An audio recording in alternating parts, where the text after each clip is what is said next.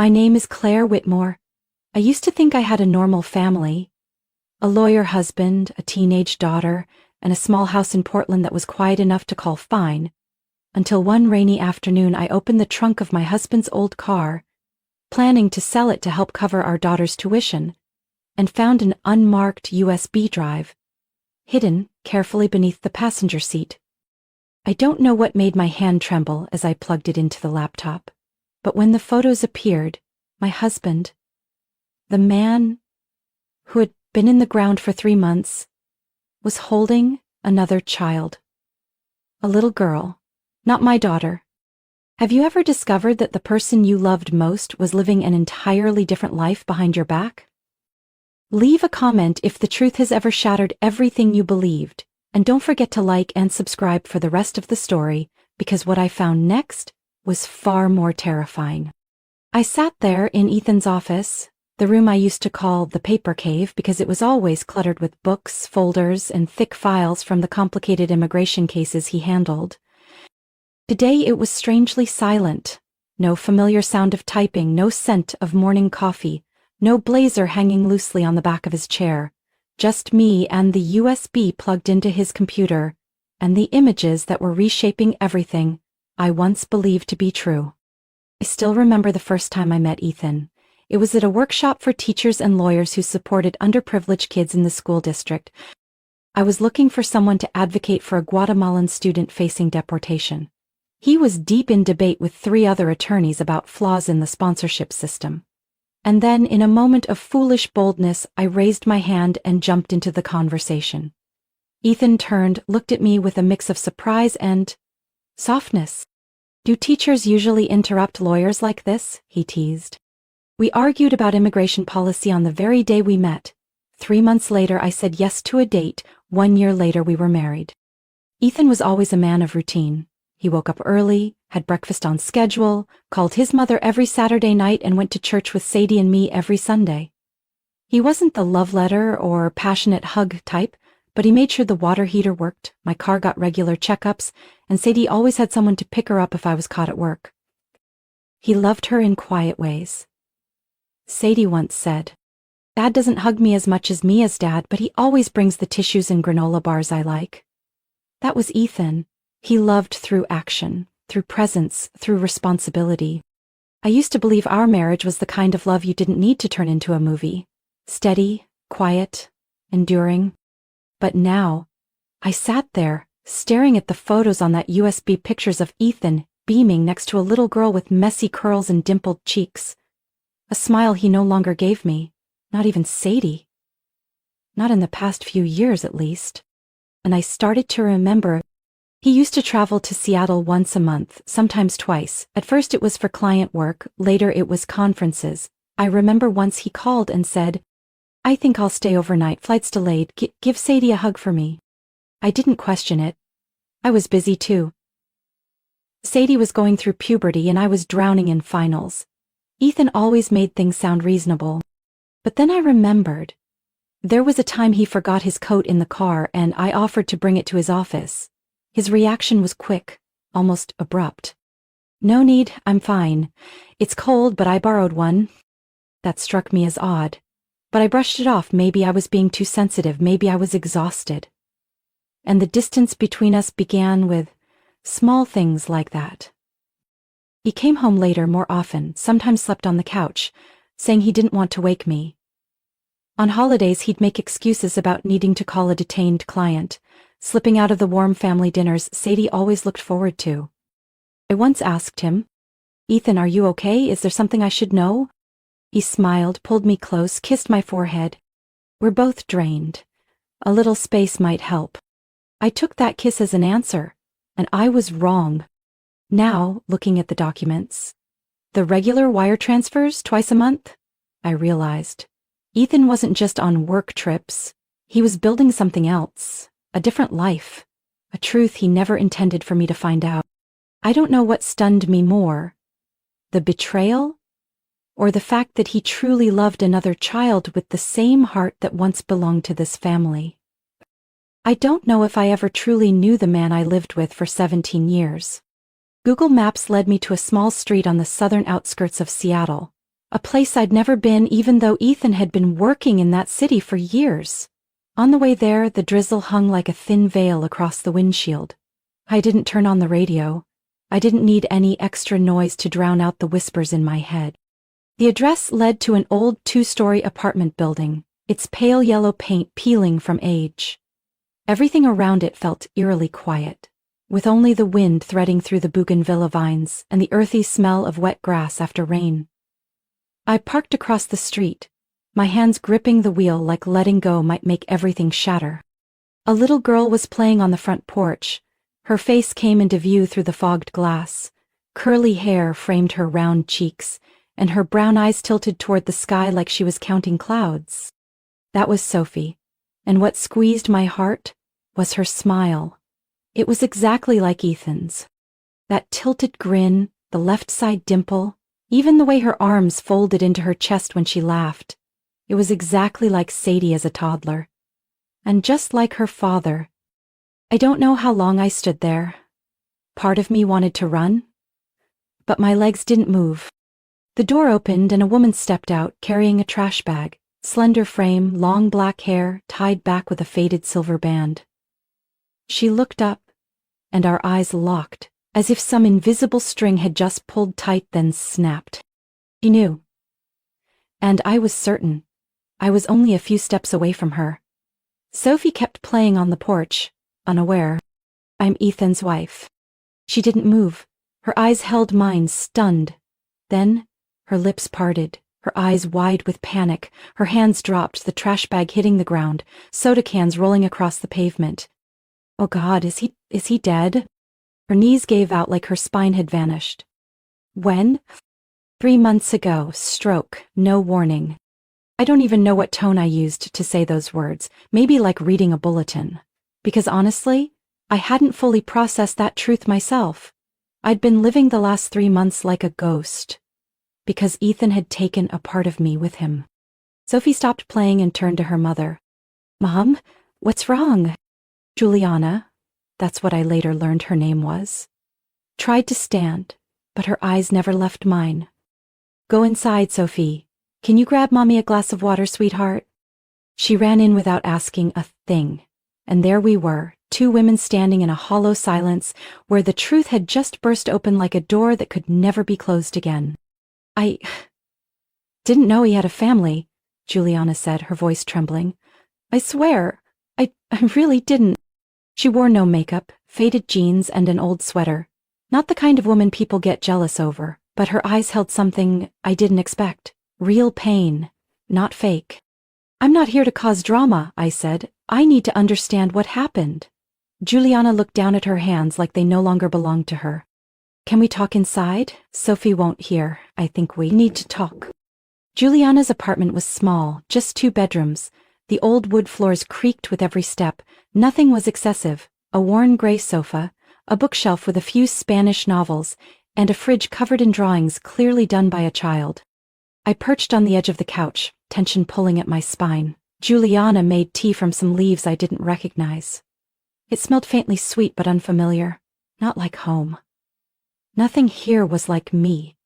But I knew Ethan had once belonged to this place. She set the cup in front of me, then sat in the chair across, her hands folded together, fingernails pressing into skin. I don't know where to start. Wherever feels most honest, I replied, eyes fixed on the condensation trailing down the glass. Juliana took a deep breath, then slowly began. I met him at a community legal clinic. I was 6 months pregnant. Sophie's father left when he found out my immigration status was gone. I had no job, no home, and I couldn't go back to Venezuela. Ethan was the volunteer lawyer that day. He found me a place to stay in a friend's vacant apartment. She paused, as if checking whether she was still telling the truth. He said he lost his wife to cancer, that he understood loss, that he couldn't save the woman he loved, but if there was something he could do to help me and my baby, that was his way of making peace with the past. I felt cold all over, like someone had shut off the heat inside my body. Juliana looked me in the eye, her voice beginning to shake. I believed him. I believed every word. He never hid his sadness. One time I saw him stare at a photo in his wallet for a long time. A woman with brown hair, smiling gently. That was you, wasn't it? I nodded slightly, my throat clenched tight. He didn't come every day, but he was always there when he said he would be. Sophie's birthdays, Thanksgiving, Christmas, he was always there. Not with flashy gifts, but present. Once he tried to make flan for Sophie and nearly burned the oven. They laughed the whole night. I closed my eyes briefly. I'd never seen Ethan bake. At home, he always claimed he couldn't cook. The kitchen was my and Sadie's territory. Juliana continued, as if each sentence was cleansing a burden she'd carried too long. He sent money regularly, twice a month. Enough to raise Sophie, pay for school, buy her asthma meds.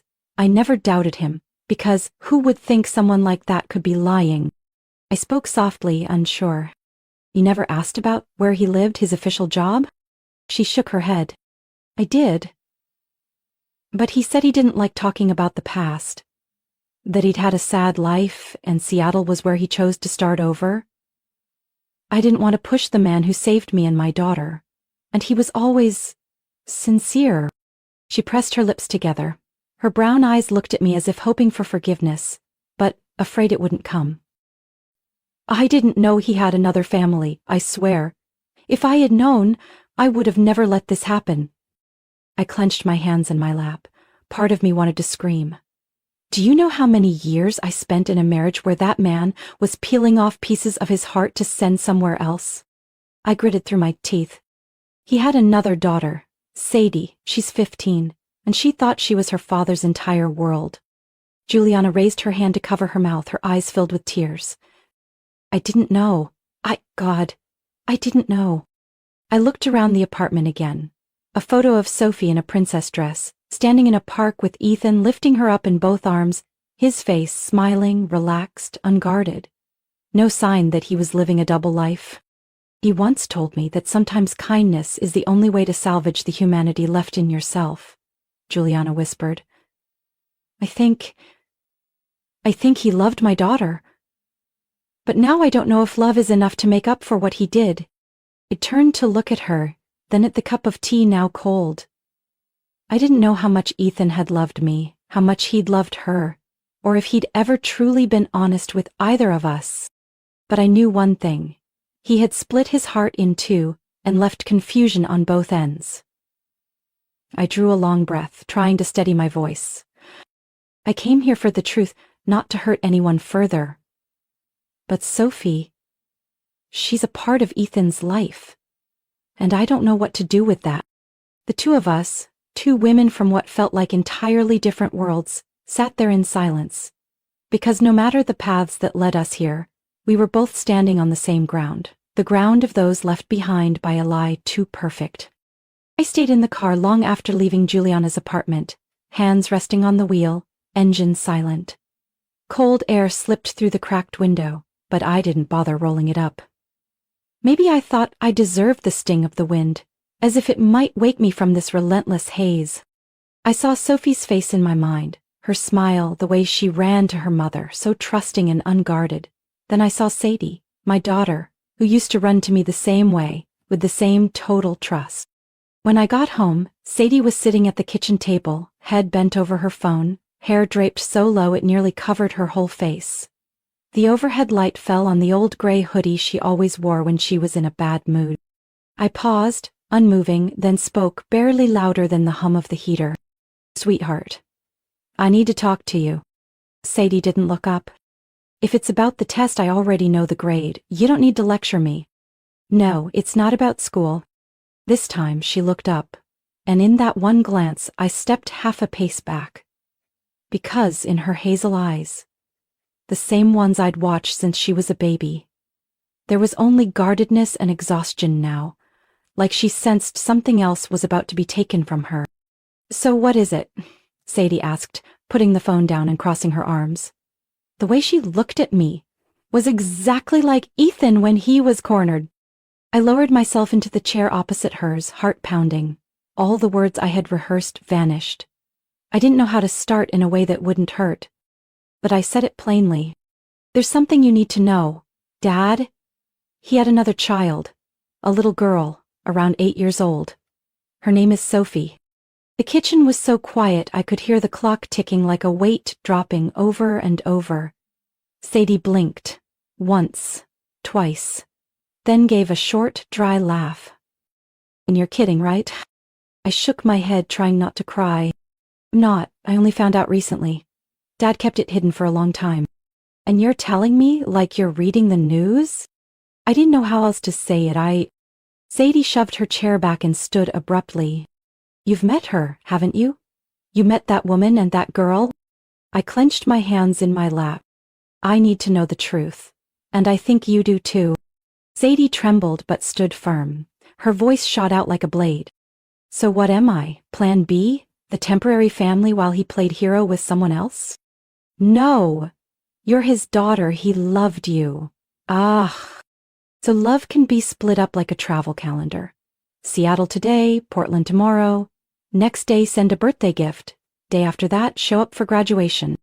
I burst into tears before I could stop myself. I was lied to too, Sadie. I was also just a piece of a picture your father never meant to finish. Yeah, but you still gotta choose. What about me? Sadie walked over to the shelf and grabbed the framed photo of the three of us at Rockaway Beach 2 years ago. Ethan holding Sadie on his shoulders. Me standing beside them, one arm resting gently around his back. She stared at the photo for a moment, then hurled it to the floor.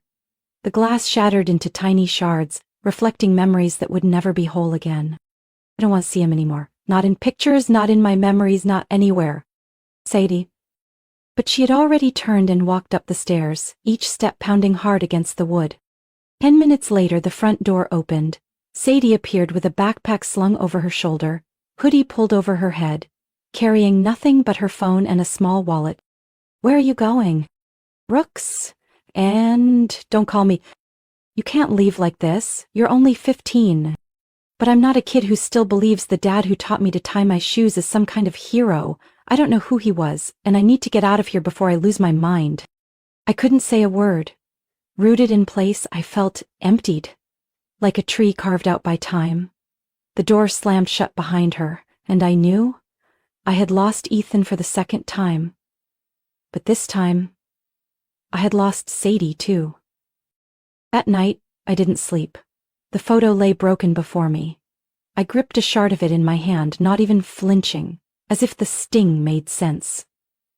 I thought about how Ethan used to rub Sadie's back when kids teased her at school, how he'd lift her chin and say, "You're my whole world." And now, that world was crumbling piece by piece in my hands. In the family portrait I once thought was complete, it turns out we were only half. And now, even that half was turning its back on me. I don't know what made me open the bank folder that day. It might have been the ticking of the kitchen clock, echoing through the quiet night. Or the old oak filing cabinet in Ethan's office, always left slightly ajar, like it was waiting to be closed by someone who never would. Or maybe it was just this. Sadie still gone after 3 days, and me brewing coffee for one, not knowing what else to do with the silence. I found an envelope labeled Wells Fargo Personal Box, wedged between old tax returns and a copy of our house deed. Inside was a small silver key and a handwritten note. Private safe, September 22nd, 7. Our wedding date. I collapsed to the floor of the office, heart pounding. I knew Ethan had a private safe at the bank, but he never talked about it. I'd never asked. Between spouses, some things are considered small until you realize you know nothing about the person beside you. The next morning, I drove to the downtown Portland branch. The receptionist checked my ID, then bowed slightly. "We have you listed as a co-owner. Please follow me." The manager led me down to the basement, where white painted concrete walls and soft yellow lights drained the color from everything. I slid the key into box number 312, my palm trembling. The lock clicked open easily. No code, no fingerprint scan, just a small, unassuming box, and maybe the truest part of a man I thought I knew. Inside was a sealed envelope, a bundle of documents tied with an indigo ribbon, and a thin leather notebook. On the envelope was Ethan's handwriting. The same tilted letters, slightly crooked on the letter R. A quirk he'd had since college.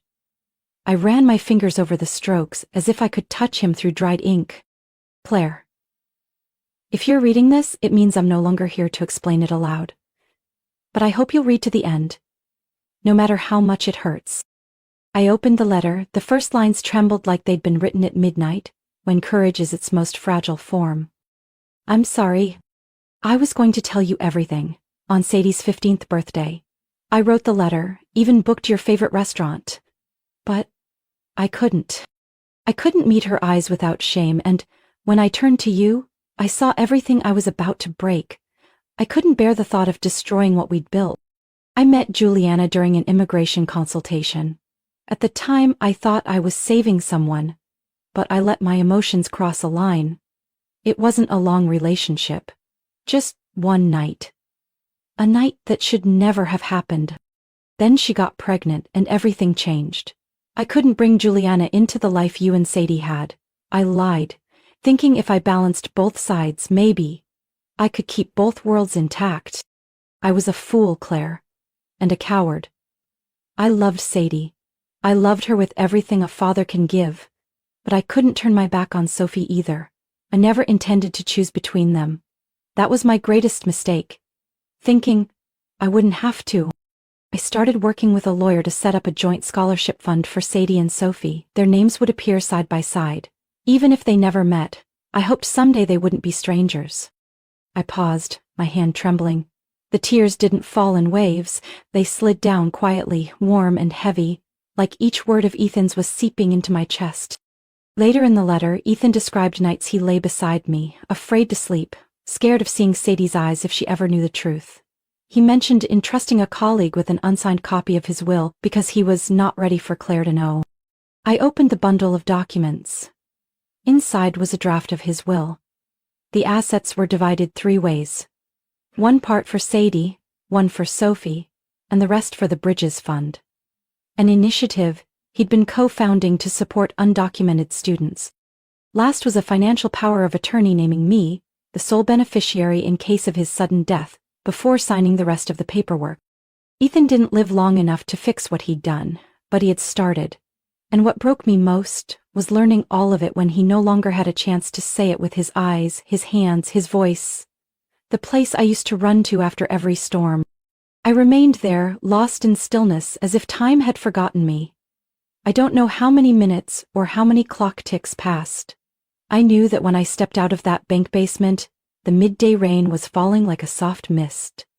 Not harsh, but steady, like the pieces Ethan left behind, not whole, not forgiven, but still here. And dripping onto my heart, drop by drop. Word about Sophie spread faster than I expected. I don't know from whom, a bank employee who knew the family, maybe, or someone at the law office where Ethan used to work.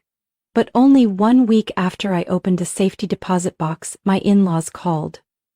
Mrs. Whitmore's voice was so cold it seemed to freeze the air on my end of the line. Claire, we need to see you, in person.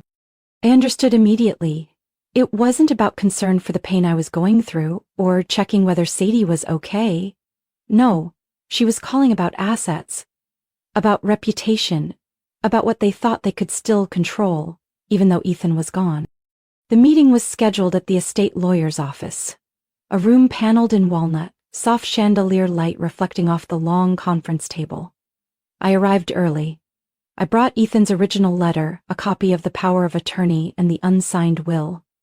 Each sheet felt heavier in my hands, as if every page was evidence against the perfection the Whitmores clung to.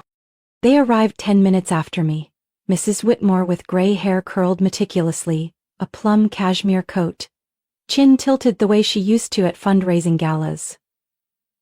Mr. Whitmore was silent, a little more hunched than before, but his eyes still sharp.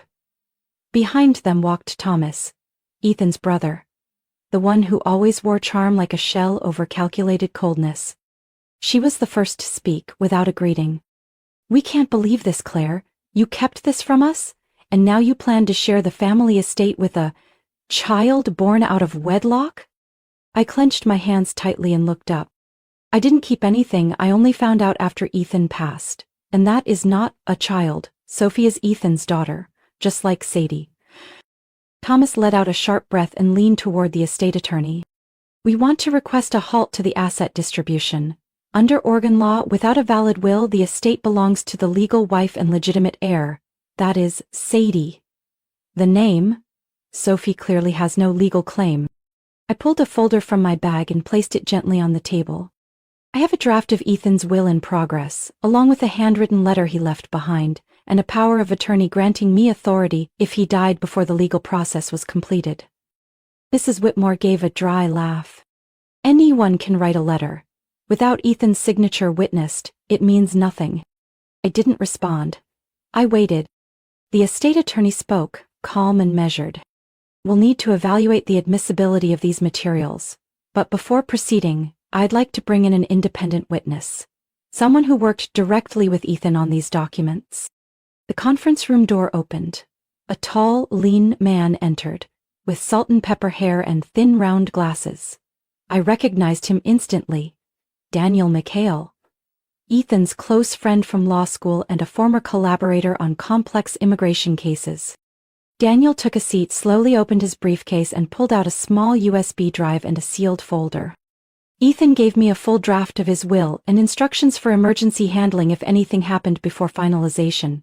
He had a mild heart attack 2 months ago, and after that he came to my office and recorded a provisional testament, an audio reading of his full will, to document his intent in case he couldn't sign officially. The room fell silent. Daniel nodded to the legal assistant, who opened a laptop and inserted the USB. One click, and Ethan's voice filled the room. I, Ethan Michael Whitmore of sound mind, affirm the following. I wish my estate to be divided equally between my 2 daughters, Sadie Whitmore and Sophie Delgado, under the stewardship of Claire Whitmore, my legal wife. I saw Mrs. Whitmore raise her hand to her mouth, her posture stiff. Mr. Whitmore closed his eyes, brow furrowed. Thomas didn't smirk anymore. Ethan's voice continued, clear and steady. He mentioned the Bridges Scholarship Fund, apologized for not completing the paperwork in time, and ended with a sentence that pierced my chest. I know I've hurt the ones I love most through my silence, but I hope what I leave behind will help them move forward even without me. The recording stopped. The room felt as if we'd all just heard someone leave a place where no light remained. Daniel spoke slowly. Under state law, this recording may not replace a formal will, but taken with the letter, the power of attorney, and indirect witness testimony, it's compelling evidence of Ethan's intent. The attorney nodded, his voice measured. The court may accept this as a supported oral testament, especially in the absence of any contesting documents. Mrs. Whitmore turned to me, her face pale. Claire, are you really going to give everything to that child? To her mother? I looked at her. Calm, not trembling, just tired. I'm going to follow what Ethan left behind. He may not have signed it, but he admitted the truth, and I won't deny the truth just to preserve anyone's false sense of comfort. No one said another word, and for the first time in weeks I felt Ethan speaking for me, with the very voice I had missed so painfully every night, with a truth that, though late, still had a chance to do what was right. I didn't return to the lawyer's office after that meeting. I didn't come back to argue or to haggle over legal clauses or percentages of ownership. I spent the night alone, papers spread across the dining table. Contracts, asset declarations, numbers. But all I looked at was one photo. Ethan carrying Sadie on his shoulders when she turned 6, laughing under the sun in Forest Park. I used to think that if I held on tightly enough, I could protect her from the cracks. But no one can protect anyone from a truth that had been growing in the dark for years. I no longer wanted to hold on to anything, except the last kindness I had left to give. I signed the withdrawal from any legal claim regarding Sophie and Juliana and authorized the estate according to Ethan's unfinished wishes. Sadie received her designated portion, and the share Ethan had intended for Sophie, I transferred fully to her name, no conditions, no thank you note required. The final document I signed before leaving the office was the founding charter for the Bridges Fund, Ethan M. Whitmore Memorial Fund, a small scholarship program to support immigrant students in situations like Juliana's long ago. Not to atone for Ethan, but to ensure the good he quietly didn't die with him. Sadie came home on an October afternoon. No doorbell, no warning text.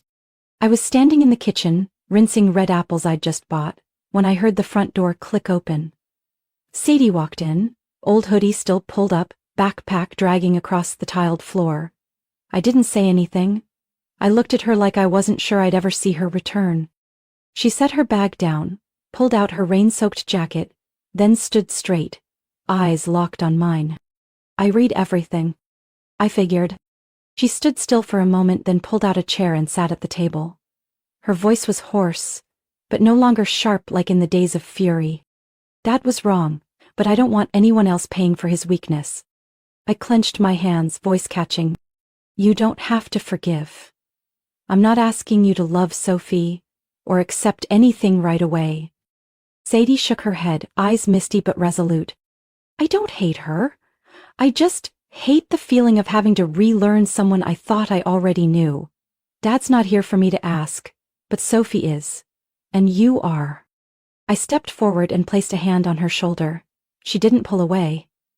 It was a light touch, but to me it was a pulse returning. I transferred the assets to Sophie. There's no more dispute, everything's been settled.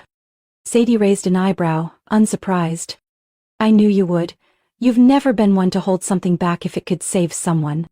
I smiled, not from relief, but because she still saw who I was, even when I'd forgotten myself. Sadie lifted her glass, took a sip, then said softly, You created the fund for Dad? Not to honor him, but to continue the good he once tried to do, in a more honest way. Then, okay. I didn't know what else to say. In that moment, I realized my daughter, Evie, only 15, had touched a kind of maturity I had spent half my life avoiding. That letting go isn't failure. Sometimes, it's the only way to stop repeating the same harm. And for the first time in many months, that kitchen, once a trench of silence and anger, held the scent of sweet apples, the warmth of breath, and two women learning how to truly listen to each other. I spent all Saturday morning preparing dinner. Not because it was fancy or to impress anyone. I kept it simple. Honey roasted chicken, mashed potatoes, salad, and a bit of cheesy bread Sadie had loved since she was little. But with each chop of onion, each oven check, my hands trembled slightly. I don't know how tonight will go. Juliana agreed to come. After a long pause on the phone, she said she'd walk from home. It's only 30 minutes away. Sophie will come too. If Claire thinks she's ready, Juliana said. As for me, I don't know which of us needs more preparation. Sadie came down the stairs just as I was sprinkling pepper over the golden chicken skin. She wore a plain t-shirt, jeans, her hair tied back. No makeup, no expression. Are they almost here? She asked, like she was asking about a pizza delivery. Probably 10 minutes, I said, wiping my hands on the kitchen towel. You okay? Sadie shrugged. As okay as a teenager meeting her half-sister with no clue what to call her. I tried to smile, but my eyes blurred with tears. Call her Sophie. All the other names we can leave for later. The knock came exactly at 6 p.m. My heart raced. I glanced at Sadie. She stood just behind me, one hand loosely gripping her shirt hem. I opened the door. Juliana stood there in an olive green coat, hair in a low bun, hand gently resting on Sophie's shoulder. The little girl wore a brown knit dress, clutching a copy of Charlotte's Web, its cover slightly worn. Her eyes glanced up at me, cautious, then shifted to Sadie. Come in, both of you, I said, stepping aside. No one spoke for the first 10 seconds. Then Sadie broke the silence, soft but clear. You like that book? Yes. I liked the part where Wilbur builds the web. Wilbur's the pig, Sadie smirked. Charlotte's the spider. Sophie nodded more eagerly, her eyes lighting up. Right, but I think the pig's the one who learns the biggest lesson. Sadie tilted her head. I knew that look. She was thinking, weighing things, and letting herself open a little. Yeah, you're right, the pig learned the most. I stayed behind the kitchen counter, not joining in. Just listening, memorizing every word like someone relearning how to hope. Dinner was slow, quiet, but not tense. Juliana and I sat at opposite ends of the table, leaving the middle space for the girls. Sophie kept her book on her lap under the table, while Sadie tore pieces of bread but didn't leave a single crumb behind. Did Dad ever make this dish for you? Sadie asked, voice steady. Sophie shook her head. No, but he used to make heart-shaped omelets. Last time he made pancakes for me was when I was 12. After that, it was all takeout. He made really good gingerbread cookies, Sophie said with a soft laugh, but only one shape, dolphins. I asked why not snowmen, and he said, dolphins are smarter. Sadie laughed, quietly, but it was a real laugh. I looked at Juliana. She was smiling too, eyes a little glassy. No one had to say it, but I knew in that moment those two girls had found a shared memory. A thread not made of blood, but of something small and real, something only one man, named Ethan, had ever given to both of them. After dinner, Sadie offered to wash the dishes. I stepped out back to grab more firewood. When I came back in, I saw Sophie standing near the bookshelf, fingers brushing along the spines of Ethan's books, while Sadie leaned against the doorway nearby. Did Dad ever tell you the tree story? What tree? The one in Powell Park. He said once he climbed it when he first moved here and got stuck for nearly an hour. Waited for the firefighters, terrified of heights but still trying to act cool for a girl. Sadie laughed. He told me he slipped while trying to rescue a bird. Sophie nodded seriously. He told me he saved both, the bird and his pride. I turned back to the kitchen, not wanting to break that fragile moment. My hands trembled, but this time it wasn't fear. It was the quiet knowledge that what I thought impossible was now unfolding right before me. Two halves of a man, sitting in the same room, breathing the same air, beginning to accept each other's existence. No pressure, no resentment, just the first steps. Slow, fragile, but real. One fall morning, when the breeze through the window gently stirred the old lace curtains in Ethan's office, I sat down at his desk, pulled out a sheet of thick cream paper and the fountain pen he once used to sign Christmas cards. I didn't write right away. I let my hand rest on the paper for a few minutes, as if listening to my own breath in the silence that had been filled in ways none of us ever expected. I wrote to Sophie. Dear Sophie, I don't know if you're old enough to understand everything grown-ups do, but I believe you're grown enough to understand something important. You are not a mistake. You are proof of the complicated heart of a man both your mother and I once loved, in very different ways. Your father, Ethan, did not do everything right.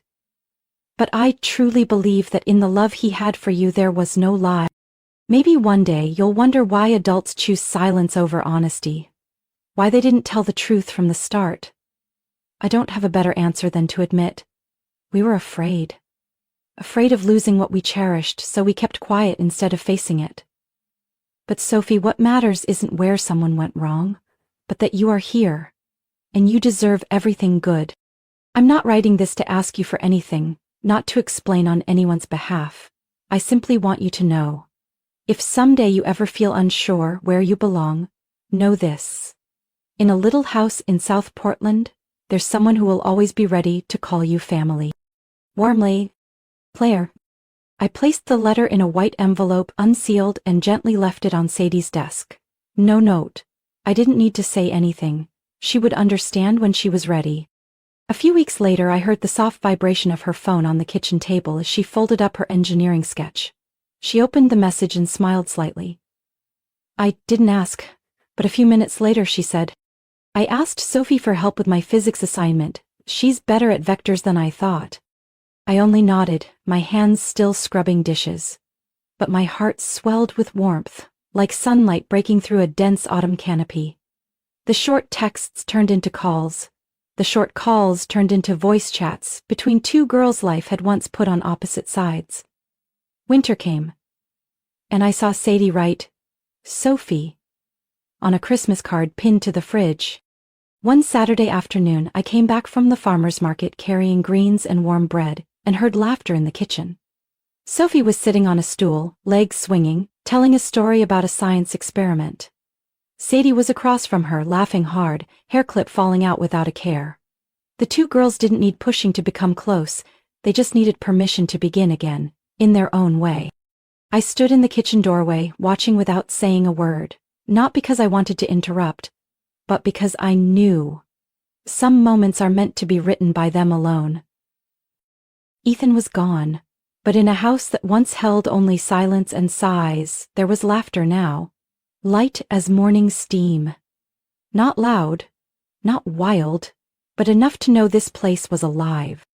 I don't know if anyone would still call us a family by traditional definition, but maybe it's that imperfection that makes it more real. No one here is trying to replace anyone. No one is forced to forgive completely. We didn't choose how the pieces fell apart, but we chose how to put them back into something with shape, with meaning, and worth holding on to. One evening, as we cleared the dinner table, Sadie looked up and asked, "Mom, what if one day I want Sophie to come with us on the summer trip? Would that be okay?" I walked over, took the plate from her hands, and said quietly, "I think that's what your father always hoped for. He didn't have the courage to begin, but you do."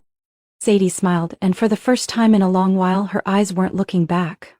They were facing forward, toward a place where family isn't about bloodlines or signatures, but about choosing, each day, to love someone, even if it all started with a mistake. And maybe the most moving part for me isn't that the hurt was fully healed, but that those who were once hurt chose not to pass it on. Sadie hasn't forgiven completely. I haven't forgotten the nights of confusion. But through all the hesitant breaths, all the glances that didn't last too long, we still chose to move forward. Not because the past stopped hurting, but because something new was stirring. And it was worth protecting. What about you? If one day you found out the person you trusted most had another life, another truth never shared, what would you do? Would you face it? Would you have the courage to forgive, or simply walk forward in silence? Share your thoughts in the comments. I'd love to know in that situation what you'd choose: anger, denial, or another path. Don't forget to follow the channel for more stories about family, about choices, and about the broken pieces of life that can still be mended if we choose to believe.